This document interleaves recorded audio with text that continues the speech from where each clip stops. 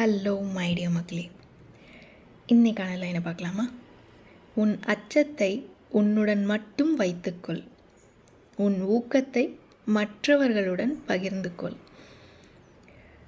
நமக்கு பயமாக இருக்கும்போது, அதுவும் ஒரு டீம் பர்ஃபார்மன்ஸ்னு வைங்க, எல்லாம் சேர்ந்து ஒரு வழியாக ஒரு விஷயத்தை முடித்து அங்கே கொண்டு வந்து ஃபைனலாக நிற்போம்.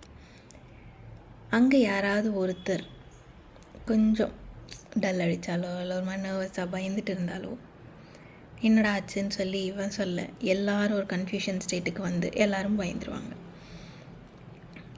ஒரு நல்ல லீடர்ஸ் என்ன பண்ணுவாங்க, என்னதான் ஒரு டென்ஷனான என்விரான்மெண்ட்டில் இருந்தாலும், சிச்சுவேஷன் செகண்ட்ஸில் இருந்தாலும், பாசிட்டிவான அவங்களோட முயற்சியவும் அவங்களுடைய நம்பிக்கையும் வெளியே காட்டுவாங்களோ இல்லையா, பயத்தல்ல.